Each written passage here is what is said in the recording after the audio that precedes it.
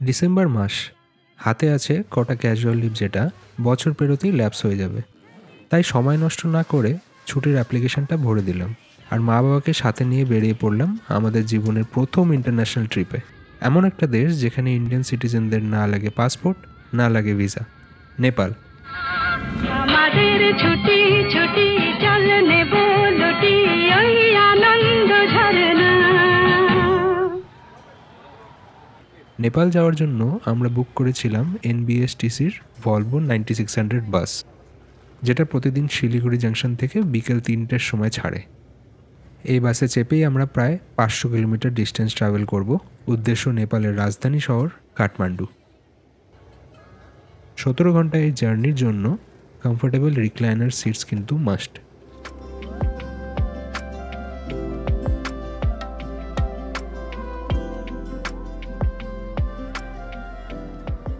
India থেকে নেপালে entry করার জন্য রয়েছে 5টি বর্ডার, যার মধ্যে একটি, যেটা দিয়ে আমরা এন্ট্রি করব, রয়েছে শিলিগুড়ির পানিটাঙ্গিতে। এখানে আপনি আইডি কার্ড দেখে খুব সহজেই বর্ডার ক্রস করতে পারবেন। পুরো প্রসেসটা ইন্ডিয়ানসদের জন্য এত স্মুথ যে আপনি বুঝতেও পারবেন না যে আপনি একটা অন্য দেশে যাচ্ছেন। বাস চেকিংয়ের ওয়েট করতে করতে বিকেলের চাটাও আমরা এখানে সেরে ফেললাম। বিকেল হতে না হতেই বাসের সিনেমাও স্টার্ট হয়ে গেল, কিন্তু আমি বেশি ইন্টারেস্টেড ছিলাম জানালার বাইরের দৃশ্যে। নতুন জায়গাতে গিয়ে আমার নতুন নতুন সাইনবোর্ড দেখতে বেশ লাগে। আপনাদেরও এরম লাগলে কমেন্ট সেকশনে জানান। রাত 8:30টার দিকে বাসটি একটি নেপালি ধাবায় দাঁড়ালো। আমরা বাড়ির থেকেই ডিনার প্যাক করে নিয়েছিলাম, তাই সেটা বাসেই সেরে ফেললাম। কোল্ড ড্রিঙ্কস কিনতে গিয়ে দোকানদার আমাকে নেপালি কারেন্সিতে চেঞ্জ ফেরত দিল। এখানেই বলে রাখি, নেপালের কারেন্সি ভ্যালু ইন্ডিয়ার থেকে কম। ইন্ডিয়ার 100 টাকার মূল্য নেপালে 160 টাকা।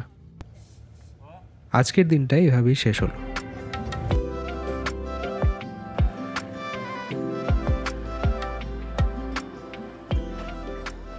ভোর হতেই বাস দাঁড়ালো আরেকটি হোটেলে।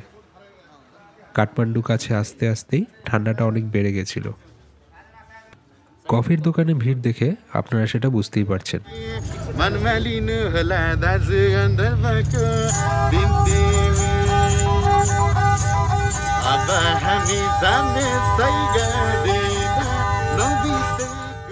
এই ভাইয়ের গান আর সারাঙ্গীর অদ্ভুত সুর আমাদের নেপালে স্বাগত জানালো।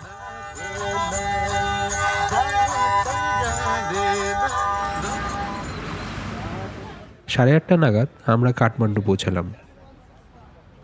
লাগেজ কালেক্ট করে একটা গাড়ি রিজার্ভ করে নিলাম। হ্যালো গুড মর্নিং সবাইকে। আমরা পৌঁছে গেছি কাঠমান্ডু। গাড়ি বুক করে এখন যাচ্ছি আমরা হোটেলে। হোটেল আমাদের বুকড আছে থামেলে, এখান থেকে প্রায় 3 কিলোমিটার ডিস্টেন্স, তো সেখানেই যাচ্ছি। দেখা হচ্ছে হোটেলে গিয়ে।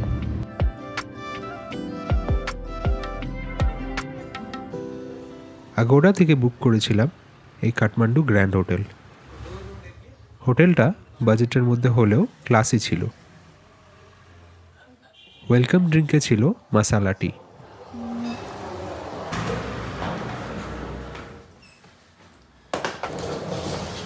এবার রুমটা দেখে নেওয়া যাক। রুমে ছিল 3টে single bed, wardrobe, sofa, attached washroom, AC cum heater. হ্যাঁ, এসিতে 30 ডিগ্রি সেলসিয়াস আমি প্রথমবার দেখলাম। আর ছিল এরম সুন্দর একটা ভিউ।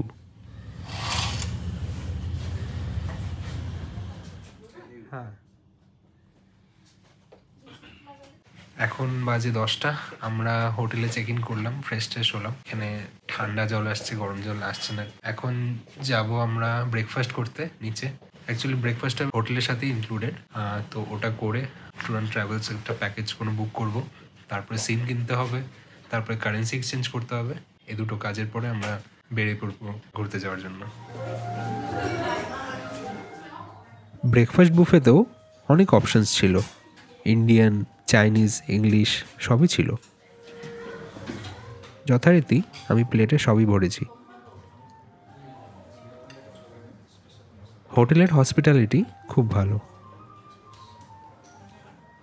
আপনারা যদি কাঠমান্ডুতে থাকার প্ল্যান করেন তাহলে আমি এই হোটেলটা ডেফিনেটলি রেকমেন্ড করব। এখন বাজে 11টা। আমরা এই ট্যাক্সি বুক করলাম for the sightseeing of Kathmandu. Kathmandu সিটিতে সাইট সিং করবো, প্লাস চন্দ্রগিরিতেও যাব, ওটা একটু আউট স্টেশনে পড়ছে। একটি দোকান থেকে কারেন্সি এক্সচেঞ্জ করানো হলো। যদিও অফিসিয়াল রেট 1.6, কিন্তু সব কারেন্সি এক্সচেঞ্জ সবগুলোতেই 1.5 নিচ্ছে। এক রকমের কারেন্সি ব্ল্যাক মার্কেটই চলছে।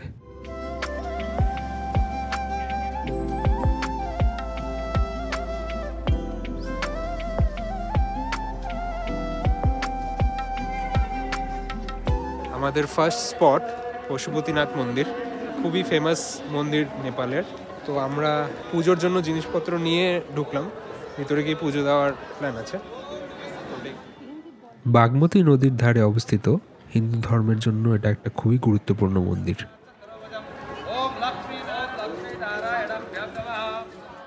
1979 সালে এটিকে ওয়ার্ল্ড হেরিটেজ সাইট ঘোষিত করা হয়। কাঠমান্ডুর এই সবচেয়ে পুরনো মন্দিরে রয়েছে 518টি ছোট মন্দির আর একটি মেন মন্দির, যেটার মধ্যে কিন্তু শুধু হিন্দুরাই অ্যালাউড। নেপালের অনেক মন্দিরের মতো এখানেও আপনি প্রচুর পায়রা দেখতে পাবেন।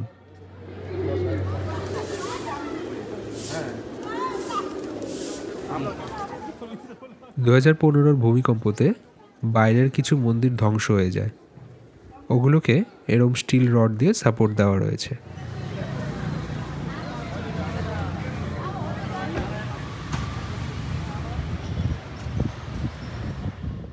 পশুপতিনাথ থেকে শুধু 1 কিলোমিটার দূরেই রয়েছে গুহেশ্বরী মন্দির। গুহ মানে কেভ আর ঈশ্বরী মানে গডেস, তাই এই মন্দিরকে বলা হয় গডেস অব দি কেভ।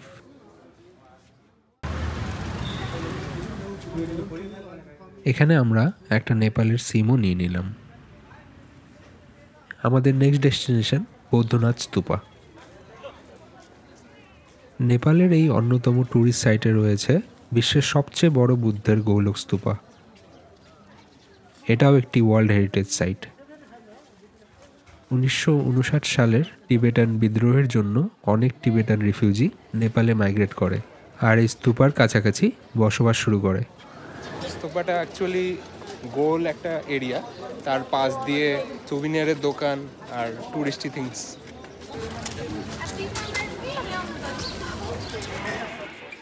অনেকদিন থেকেই আমার বাবল টি বা বোবা টি ট্রাই করার ইচ্ছে ছিল, তাই নিয়ে নিলাম একটা চকলেট বোবা টি। যদিও নামে চকলেট ছিল, রং বা টেস্টে একদমই চকলেটের মতন ছিল না। যাই হোক, আমার সোয়েটারের সাথে ভালোই ম্যাচ করেছে বলুন। নেপালে এসে জানতে পারলাম এখানে টিবেট আর চায়নার অনেক ইনফ্লুয়েন্স আছে। অনেক বিলবোর্ডস, এমনকি রাস্তায় সাইনও কোনো কোনো জায়গায় টিবেটান বা চাইনিজে লেখা। বৌদ্ধনাথ স্তূপা আমাদের সবারই ভালো লেগেছে, আপনারা কিন্তু এটা একদমই মিস করবেন না।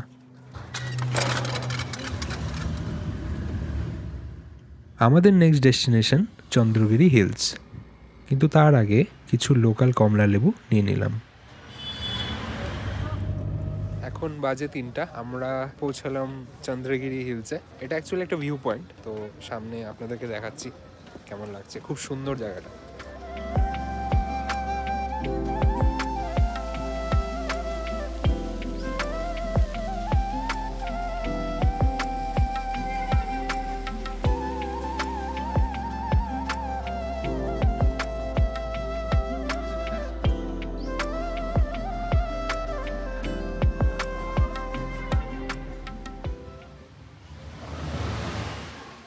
এখানে আছে একটা খুবই অসাধারণ রুফটপ ক্যাফে, যেখানে আমরা গরমা গরম ফ্রেঞ্চ ফ্রাইজ ট্রাই করলাম।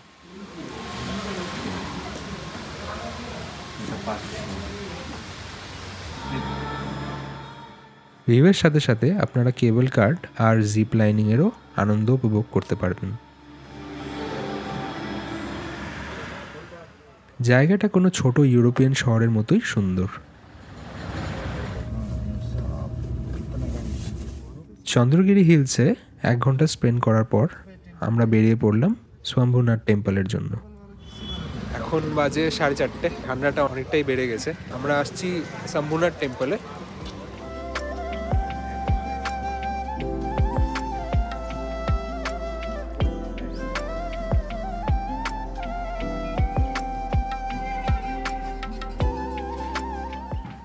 বুদ্ধ ধর্মের এই পবিত্র শম্ভুনাথ টেম্পলকে মাঙ্কি টেম্পলও বলা হয়। আপনাদের হাতে কোনো খাওয়ার জিনিস থাকলে সাবধানে রাখবেন, কারণ এখানকার বাদর সেটা কেড়ে নেওয়ার চেষ্টা করবে। বিকেলে প্রদীপ জ্বালিয়ে আপনারা পুজোও দিতে পারবেন। বুদ্ধর এই ঘটে কয়েন ছোড়াটা লাকি মানা হয়।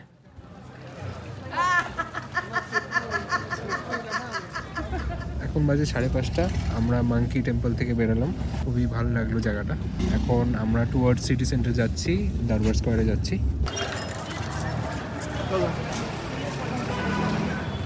এখন বাজে 5:40। আমাদেরকে ট্যাক্সিটা ছেড়ে দিতে হলো। আমরা এখন আছি দরবার স্কোয়ারে। এটা হচ্ছে কাঠমান্ডুর সিটি সেন্টার বলতে পারেন, সব জিনিসপত্র এখানেই পাওয়া যায়। তো আমরা এই মার্কেটটাকে এক্সপ্লোর করব আর শহরটাকে ঘুরে দেখব। দরবার স্কোয়ারের চারদিকে রয়েছে জাঁকজমক মার্কেট। আপনারা এখানে ভালো শীতের জামা কাপড় শপিং করতে পারেন।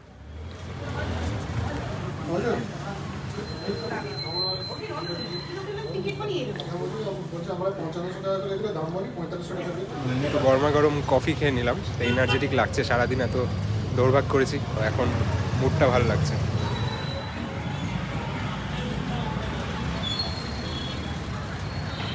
আমরা দরবার স্কোয়ার ঘুরলাম। এখন এখান থেকে হোটেল আমাদের প্রায় 1.5 কিলোমিটার ডিস্টেন্স, পায়ে হেঁটে 20 মিনিটের মতন লাগবে। হেঁটে হেঁটেই এক্সপ্লোর করতে করতে হোটেল পৌঁছাবো। রাতের কাঠমান্ডু স্পেশালি থামেল এরিয়াটা খুবই সুন্দর হয়ে ওঠে। চারিদিকে সুন্দর সুন্দর ক্যাফেস, পাবস আর আর্টিফ্যাক্টসের দোকান। হেঁটে কোনো সিটি এক্সপ্লোর করাটার এটাই মজা। এখন বাজে 7:20। আমরা হোটেলে পৌঁছালাম, পরে হয়তো ডিনার করতে বেরোবো। এখন একটু ফ্রেশন আপ হয়ে নিই, একটু রেস্ট করে নিই, তারপরে দেখা হচ্ছে। রাতে আমরা ডিনার সারলাম ইলেকট্রিক পাগোডা ক্যাফেতে।